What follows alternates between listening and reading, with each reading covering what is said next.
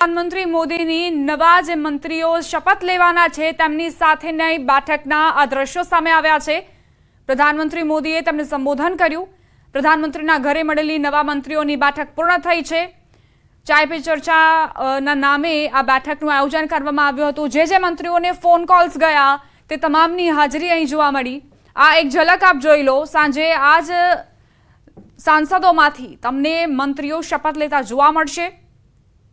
પ્રધાનમંત્રીના નિવાસસ્થાને આ મહત્વપૂર્ણ બેઠકનું આયોજન આખરે આજે 100 દિવસની રણનીતિ પહેલા જ ઘડી લેવામાં આવી હતી કે 100 દિવસે સરકાર કેવા પ્રકારનું કામકાજ કરશે તેને લઈને માર્ગદર્શન પણ આપવામાં આવ્યું છે।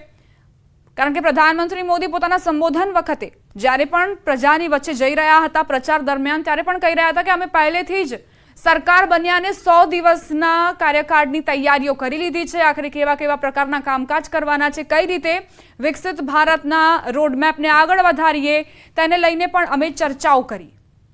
તો આ રીતે પ્રધાનમંત્રી મોદી અત્યારે પોતાના જે સાંસદો મંત્રી તરીકેના શપથ લેવાના છે તેમને માર્ગદર્શન આપી રહ્યા છે કઈ દિશામાં આગળ વધીએ કે 2047 સુધી જે લક્ષ્યાંક દેશે રાખ્યો છે તેને સર કરી શકીએ, વિકસિત રાષ્ટ્ર બની શકીએ અને જે 5 ટ્રિલિયનની ઇકોનોમીનો નિર્ધાર છે તે પણ સર કરી શકીએ। આર્થિક રીતે વધુ મજબૂતી ભારતને મળે તે માટેના સતત મોદી સરકારના પ્રયત્ન રહ્યા છે અને હવે જ્યારે મોદી 3.0નું શપથ ગ્રહણ યોજાવા જઈ રહ્યું છે ત્યારે કેવા પ્રકારનો રોડમેપ તૈયાર કરવો જેથી યુવા શક્તિ અર્થતંત્રમાં વધુને વધુ ભાગીદાર બને। કારણ કે મહિલાઓ, ખેડૂતો, યુવાનો અને જે ગરીબ વર્ગ છે તેના ઉપર સરકારનું વધુ ફોકસ અત્યાર સુધી જોવા મળ્યું છે। આ ચારેય જે વર્ગ છે તેને કઈ રીતે આગળ લઈ જવા તેના પર રણનીતિ ઘડવામાં આવી રહી છે। પ્રધાનમંત્રી મોદી તેને લઈને માર્ગદર્શન પણ આપતા જોવા મળ્યા। સાંસદો ધ્યાનથી એ સાંભળતા રહ્યા કે તેમને કઈ દિશામાં કામ કરવું છે જેથી સારોને આગળ રિપોર્ટ કાર્ડ રજૂ કરી શકીએ।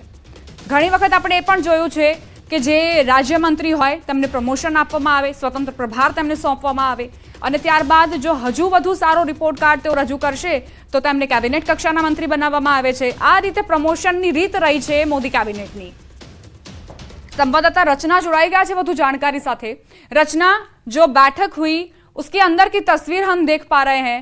प्रधानमंत्री मोदी संबोधित कर रहे हैं सांसदों को। लग रहा है कि जो 100 दिन का कार्यकाल रहने वाला है, 100 दिन के कार्यकाल के दौरान जो उनका रोड मैप है विकसित भारत के लिए, उसके बारे में चर्चा हुई। देखिए, जिस तरीके से आज शाम को शपथ ग्रहण समारोह होना है और तीसरी बार प्रधानमंत्री नरेंद्र मोदी प्रधानमंत्री पद की शपथ लेने वाले हैं, तो ये माना जा रहा था कि जिन लोगों को फोन करके बुलाया गया है और जाहिर सी बात है कि वही संभावित मंत्री होंगे और उनके साथ जिस तरीके से अगले 100 दिन का क्या कुछ रोड मैप रहेगा उसको लेकर भी चर्चा हुई होगी। और तमाम जो मंत्रियों को फोन पहुंचे वो सभी इस बैठक में शामिल हुए थे। हालांकि बताया जा रहा है कि प्रधानमंत्री ने इन्हें चाय पर चर्चा के लिए बुलाया था, लेकिन अगले 100 दिनों के रोड मैप को लेकर क्या कुछ रणनीति रहेगी इसको लेकर भी प्रधानमंत्री नरेंद्र मोदी ने उन सभी संभावित मंत्रियों से बात की है यहाँ पर, क्योंकि जिस तरीके से जिन लोगों के पास फोन गया वो वहां पर पहुंचे थे और आज शाम को शपथ ग्रहण होगा और उसके बाद पता चल पाएगा कि जो लोगों को फोन करके बुलाया गया था उन लोगों को कौन से मंत्रालय दिए जाएंगे, यानी कि कौन सा पोर्टफोलियो रहेगा। तो जाहिर सी बात है कि शाम का इंतजार अभी यहाँ पर करना होगा। शुक्रिया रचना जानकारी के लिए। તો આ તસવીરો સામે આવી રહી છે। પ્રધાનમંત્રી મોદીએ જે ચાય પે ચર્ચાના કાર્યક્રમનું આયોજન કર્યું હતું એ તમામ સાંસદોના આ ચહેરાઓ આપ જોઈ લો। સાંજે મોટા ભાગના મંત્રીઓ શપથ લેવાના છે અને તેમાં આમનો જ સમાવેશ થવાનો છે અને હજુ સુધી એ જાણકારી નથી આપવામાં આવી કે કયા સાંસદને કયો પોર્ટફોલિયો સોંપવામાં આવશે। વડતાલના સ્વામી સામે દુષ્કર્મની ફરિયાદનો મામલો જગત પાવન સ્વામી વિરુદ્ધ પોક્સો હેઠળ પોલીસે ગુનો નોંધ્યો। ગુનો દાખલ થતા જગત પાવન સ્વામી ભૂગર્ભમાં આરોપી વિદેશ ભાગી જવાની શક્યતા હોવાથી લુકઆઉટ નોટિસ જાહેર કરાઈ। જગત પાવન સ્વામી 2 વર્ષ પહેલા વડોદરા છોડીને વડતાલ થયા હતા સ્થાયી। સાબરકાંઠાના ઈડર દરામલીમાં ક્રિકેટ સ્ટેડિયમમાં થઈ મારામારી। દડો પાછળ આપવા જેવી સામાન્ય બાબતે થઈ મારામારી। માર મારતા નોંધાઈ પોલીસ ફરિયાદ। ગીર સોમનાથમાં કોડીનારમાં અજંતા ટોકીઝ નજીક સર્જાયો અકસ્માત। ટ્રક ચાલકે બાઇકને અડફેટે લેતા 2 યુવકો ટ્રક નીચે ફસાયા। 3 જેસીબીની મદદથી ટ્રક ઉપર કરી યુવકોએ બહાર કઢાયા। અકસ્માતના કારણે રસ્તા પર લોકોના ટોળા ઉમટ્યા। નર્મદાના રાજપીપળા ટાઉનમાં સ્ટેશન રોડ પર વાહન ચેકિંગની કામગીરી હાથ ધરાઈ 4 દિવસમાં 20થી વધુ કાર ડિટેન કરાયા. આડેધડ પાર્ક કરેલા 30 જેટલા વાહનોને લોક કરી દંડ વસૂલાયો. 4 દિવસમાં 35,000થી વધુ દંડ વસૂલાયો. લાયસન્સ, પીયુસી, આરસી બુક, વીમો સાથે રાખવા કરાઈ અપીલ. છોટાઉદેપુરના નસવાડી ગ્રામ્ય વિસ્તારોમાં લથડી પ્રાથમિક આરોગ્ય કેન્દ્રની સ્થિતિ 2 મહિનાથી ડોક્ટર ન હોવાથી લોકોને થઈ રહી છે હાલાકી. આધુનિક સુવિધા છતાં ડોક્ટર ન હોવાથી લોકોને દૂર સુધી સારવાર માટે જવું પડતું હોવાથી વધી સમસ્યા. ગીર સોમનાથની 500 ટનથી વધુ કેસર કેરીની વિશ્વના અનેક દેશોમાં નિકાસ કરાઈ. વિપરીત વાતાવરણના કારણે માત્ર 40% જેટલું જ ઉત્પાદન. ઓછું ઉત્પાદન અને વિદેશોમાં માંગ હોવાથી કેસર કેરીના ભાવ આસમાને.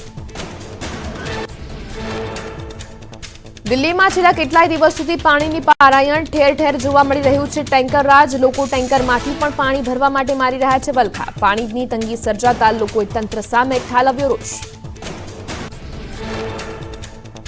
દિલ્હીમાં એક બાજુ પાણીના વલખા છે તો બીજી બાજુ લાખો લીટર પાણીનો થઈ રહ્યો છે બગાડ. બીઆરટી રોડ પર પાઇપલાઇન લીકેજ થતા લાખો લીટર પાણીનો વેડફાટ. તંત્ર દ્વારા હજુ સુધી નથી કરાઈ કોઈ કામગીરી. રાજકોટના ભેડા નજીક નર્મદાની મુખ્ય પાઇપલાઇનમાં ભંગાણ. પાઇપલાઇનમાં ભંગાણ સર્જાતા પાણીનો વેડફાટ. ઘણા દિવસથી પાણીની મુખ્ય પાઇપલાઇનમાં ભંગાણ હોવા અંગે સ્થાનિકોએ કર્યો આક્ષેપ. બિહારના બાંકા જિલ્લામાં શિવશક્તિ મહારુદ્ર યજ્ઞ લઈને યોજાઈ ભવ્ય કળશ યાત્રા. વૈદિક મંત્રોચ્ચાર સાથે હજારોની સંખ્યામાં મહિલાઓ કળશ યાત્રામાં થઈ સામેલ.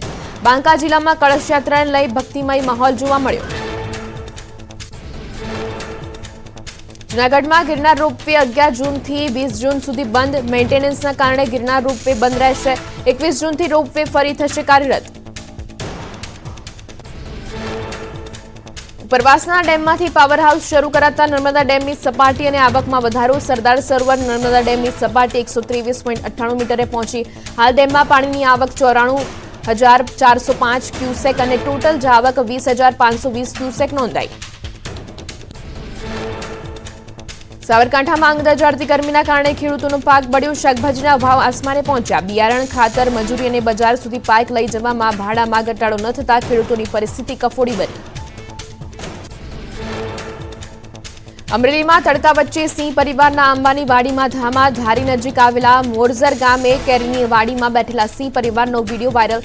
2 દિવસ પહેલા મોરજર ગામના પશુવાડામાં પણ આવ્યો હતો સિંહ. અમદાવાદ એરપોર્ટ પર નાસ્તામાં સેન્ડવિચ ખાતા પહેલા ચેજો. સેન્ડવિચમાં જીવાત હોવાનો કથિત વિડીયો વાયરલ. પેક કરેલી સેન્ડવિચમાં જીવાત નજરે પડી હોવાનો વિડીયો મુસાફરે ઉતાર્યો હોવાની ચર્ચા. ન્યૂઝ 18 ગુજરાતી વિડીયોની નથી કરતું પુષ્ટિ.